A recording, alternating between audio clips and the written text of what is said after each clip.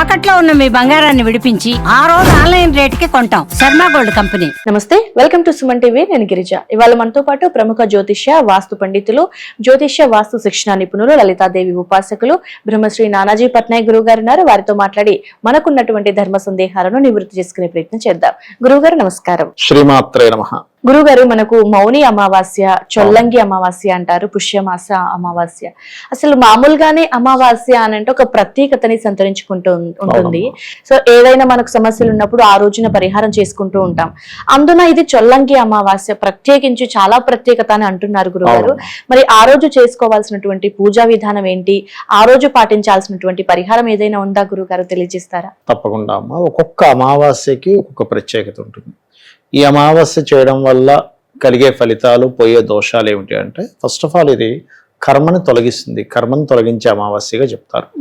ఎందుకంటే మిగతా అమావాస్యలు ఎందుకు కర్మను తొలగించవు, ఏమిటి దీనికి ఎందుకు అంత ప్రత్యేకత అంటే, కర్మస్థానంలో అమావాస్య ఏర్పడుతుంది. అంటే మకర రాశిలో రవిచంద్రులు ఇద్దరు కలిస్తే అమావాస్య, రవిచంద్రులు 1/7 యాక్సెస్ లో ఉంటే పౌర్ణమి. సో ఇక్కడ ఏంటి, మకర రాశిలో ఎప్పుడైతే రవిచంద్రులు కలుస్తారో, మకర రాశి సహజంగానే మనకి కర్మస్థానంగా చెప్తారు. ఉద్యోగ సంబంధించినవి, మన నిత్య కర్మలు, అదేవిధంగా కర్మ స్థానంకి కర్మకారకుడు ఎవరైతే శని ఉన్నాడో ఆయన యొక్క రాశి అది మకర రాశి అనేటువంటి. అందుకని ఈ రోజు ఎవరైనా కానీ ఉదయం పూట సహజంగానే నిత్య దేవతారాధన ఏదైతే ఉందో అది చేసుకొని మధ్యాహ్నం 11:30 ప్రాంతం నుంచి 1:30 ప్రాంతం మధ్యలో లేదా 2 వరకు కూడా మీరు పితృదేవత సంబంధించిన తర్పణాలు వదలడము, పితృదేవతలకి మీరు పిండ ప్రదానాలు చేయడం, లేకపోతే స్వయం పాకం ఇవ్వడము, ఇవన్నీ కూడా చేయొచ్చు. అంటే పిండ ప్రదానాలు అనేది మాత్రం కాస్త సంవత్సరికం ఆబ్దికం ఉన్నప్పుడే చేస్తారు. స్వయం పాకము, తర్పణాలు వదలొచ్చు, అందులో ఎటువంటి సందేహం లేదు. ఇవి చేయడం వల్ల ఏమవుతుందంటే, ఒకటి అమావాస్య ఎవరైనా సరే చేశారు అనుకోండి, ఫస్ట్ కలిగే ఫలితం ఏమిటంటే వాళ్ళకి రావాల్సిన నెగటివ్ ఎనర్జీ దగ్గరే రాకుండా దూరం అవుతుంది. చిన్న ఎగ్జాంపుల్ అమ్మా, నెగటివ్ ఎనర్జీ అనేది ఎలా పనిచేస్తుందంటే, ఒక వ్యక్తి డ్రైవింగ్ చేస్తున్నాడు అనుకోండి, కార్ డ్రైవింగ్ చేస్తున్నాడు, ఒక్క చిన్న కునుకు ఇలా వచ్చింది అని ఎంత ఎక్స్పర్ట్ అయినా డ్రైవింగ్ లో, ఎంత మంచి కారు ఉన్నా ఆ చిన్న కునుకు అతని జీవితాన్ని మార్చేస్తుంది. యాక్సిడెంట్ అయితే పరిస్థితి ఏంటి, చిన్నదే, అరే అంత చిన్న కునుక్కి ఇంత జీవితం మారిపోయిందా అంటే మారిపోయింది ఆ మూమెంట్ అలా. అదే టైంలో కొనక్కుండా ఉంటే ఆయన జీవితం ఇంకో రకంగా మారచ్చు. ఖచ్చితంగా. అలాగే మన జీవితంలో నెగటివ్ ఎనర్జీ అటాక్ అయినప్పుడు, నెగటివ్ ఎనర్జీ అటాక్ అవ్వకుండా కాపాడుకోగలిగినప్పుడు మన జీవితం మారుతుంది. అలాంటి నెగటివ్ ఎనర్జీస్ అటాక్ అవ్వకుండా ఉండడానికి చేసేది అమావాస్య పూజ. అమావాస్య నాడు మధ్యాహ్న సమయంలో పితృదేవతలకు ఇచ్చి, ఉదయం నిత్య దేవత ఆరాధన అలాగో చేసేసుకుంటాం కాబట్టి మధ్యాహ్నం చక్కగా స్వయం పాకం, బియ్యము, 2 రకాల కూరగాయలు, ఉప్పు, పప్పు, చింతపండు, ఇట్లాంటివన్నీ పదార్థాలు ఏవైతే వండుకుంటామో, అన్నము కూర వండుకోవడానికి కావాల్సిన పదార్థాలన్నీ కూడా బ్రాహ్మణుడికి ఈశ్వర స్వరూపంగా భావించి దానంగా ఇవ్వాలి. ఓకే. తీసుకుని బ్రాహ్మణుడు కూడా ఏదో గతిలేక నాకు ఇస్తున్నారు, వీళ్ళ దోషాలను నేను కట్టుకోవాల్సి వస్తుందని అనుకోకుండా, నాకు భగవంతుడు ఈ యొక్క స్థానాన్ని కల్పించినందుకు ఆ ఈశ్వరుడికి నిజంగా కృతజ్ఞతలు అనుకుంటూ తీసుకోవాలి. ఇచ్చే వ్యక్తి ఈశ్వర స్వరూపంగా ఇవ్వాలి, తీసుకునే వ్యక్తి ఆ భావంతోనే తీసుకోవాలి. తీసుకున్న తర్వాత రాత్రి సమయంలో అమ్మవారి ఆరాధన, మనకి లలితోపాఖ్యానం అని ఒకటి ఉంటుందమ్మా.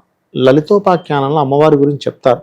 ఎంతో గొప్పటి విషయం ఉంటుందంటే, అక్కడ జనమేజయుడు అని అతను మంత్రం తీసుకుని అమ్మవారి మంత్రం చేస్తూ ఉంటే ఏమవుతుందంటే, అందరూ ఏంటి కామన్గా ఏమనుకుంటారు, ఒక అమ్మవారి మంత్రం తీసుకుంటే ఏదో వీళ్ళకేదో కొంతవరకు అమ్మవారి అనుగ్రహం ఉంటుంది అనుకుంటారు. కానీ అమ్మవారి అనుగ్రహం ఎలాంటిదంటే, ఒక మంత్రం తీసుకొని చేసేటప్పుడు అందులో ఉంటుంది చాలా స్పష్టంగా. అతను మంత్రం చేయడం ప్రారంభించిన తర్వాత పితృదేవతలు అంటే వీళ్ళ యొక్క పూర్వీకులు ఉంటారు కదా, ఏది వీళ్ళకంటే ముందు తాతలు ముత్తాతలు వాళ్ళందరూ ఉన్న లోకాల నుంచి ఉన్నత లోకాలకి వెళ్తారు.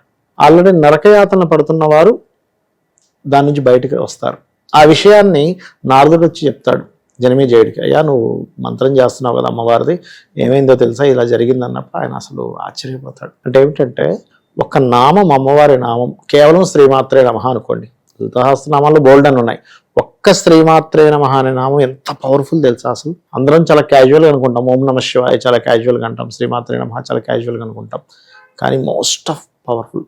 ఒక్క శ్రీమాత్రే నమః మీరు కనుక మంత్రం చేయగలిగితే మనస్ఫూర్తిగా, మీకు అడుగు అడుగున ఒక రోడ్డు దాటుతున్నారనుకోండి, మీకు తెలియకుండానే ఏదో సెన్స్ మీ మీద పనిచేస్తుంటుంది, మీరు ఎక్కడ రోడ్డు దాటేటప్పుడు ఎటువంటి ప్రమాదం జరగకుండా ఉండడానికి.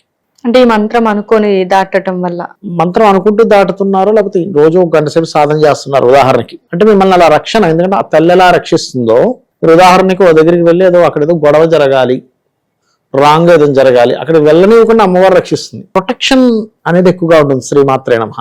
ఇవాళ రేపు చూడండి, కొంతమందిని పిల్లల్ని బయటికి పంపించాలంటే భయపడుతూ ఉంటారు తల్లిదండ్రులు. శ్రీమాత్రే నమః చేసుకోండి, ఖచ్చితంగా ఉంటుంది. అలాగే నమశివాయ అంటుంటాం. కామన్ గా శివుడికి నమస్కారం అంటుంటాం. శివుడు అంటే ఎవరు? మంగళకారకుడు. మంగళము అంటే మీకు గుడ్ ఏదైతే ఉందో, పాజిటివ్ ఏదైతే ఉందో అదంతా శివ. మీరు ఆ పాజిటివ్ కి నమస్కారం చేస్తున్నారంటే మీకు పాజిటివ్ జరుగుతూ ఉంటుంది లైఫ్ లో.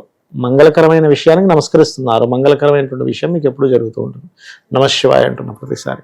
అలా ఏంటంటే అమావాస్య నాడు ముఖ్యంగా ఈ 2 నామాలు చేస్తూ ఎవరైతే రాత్రిపూట ముఖ్యంగా అమ్మవారి మంత్రము, అమ్మవారి యొక్క పూజ ఇవన్నీ కూడా శాస్త్రాల్లో చెప్పినటువంటి రాత్రి సమయంలోనే చెప్పారు.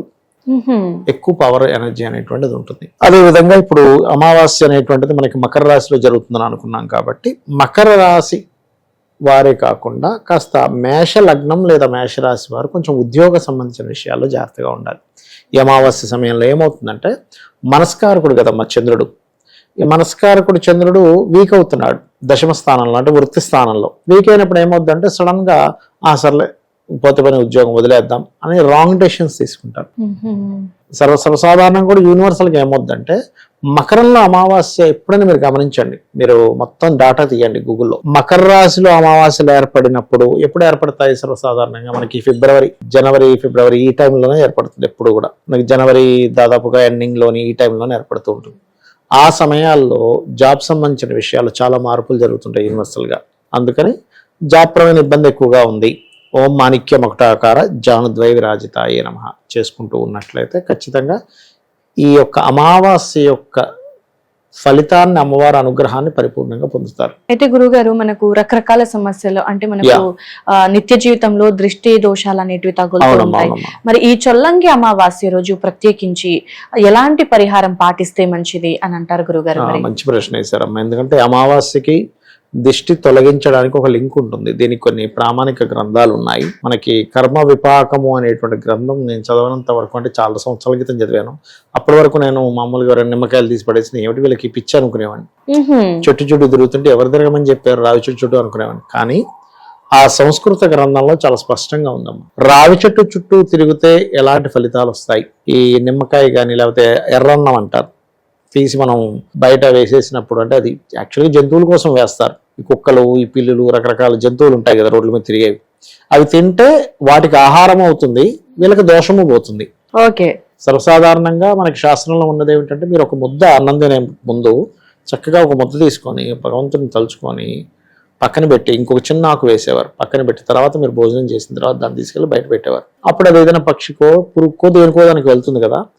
దాని ద్వారా మీరు తర్వాత జన్మల్లో మంచి ఫలితాలు పొందుతారు. అయితే అదొక రకం. ఇలా అమావాస్య నాడు ఎర్రన్నం కలపడం, లేకపోతే నిమ్మకాయలు లేకపోతే కొబ్బరికాయలు కొట్టి వాటికి కుంకుమ రాసి బయట వదిలేయడం వల్ల ఏమో దానికి ఒక మంత్రం ఉంటుంది. యాక్చువల్గా ఆ మంత్రం ఇట్లా బహిరంగంగా చెప్పకూడదు, ఎవరికి వాళ్ళు యూట్యూబ్లో వాటిలో కూడా దొరుకుతాయి. కానీ ఏంటంటే ఆ మంత్రంతో చేసి ఏ దేవతా స్వరూపానికి అయితే ఆ దేవతా స్వరూపానికి బలి సమర్పించినట్టుగా చేసి కూడా బయట పెడతారు. ఏది అమావాస్య నాడు. అప్పుడు ఏమవుతుందంటే ఇంట్లో ఉండేటువంటి పీడ అంటారు చూసారా, ఇంట్లో ఏదో పీడ ఉందండి, అందుకే మా ఇంట్లో అందరికీ అనారోగ్య సమస్యలు వస్తున్నాయి, హెల్త్ ఇష్యూస్, గొడవలు, మనశ్శాంతి లేదు, ఇంట్లోకి వెళ్ళాలంటే వెళ్ళబుద్ధి కావట్లేదండి అంటూ ఉంటారు కొంతమంది. బయట తిరుగుతుంటారు చూడండి కొంతమంది మగవాళ్ళు, ఎప్పుడో అర్ధరాత్రి 2 గంటలకు వెళ్తారు, పొద్దున్నే మళ్ళీ వచ్చేస్తాడు. ఏంటంటే ఇంట్లో ఉండబుద్ధి కావట్లేదు అంటాడు. అవన్నీ ఎందుకంటే ఇంట్లో పీడ ఉంటుంది.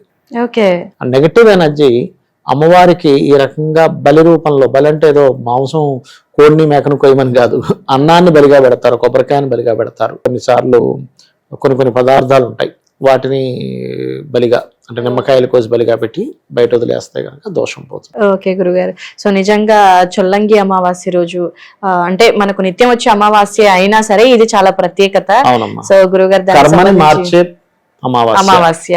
ఓకే.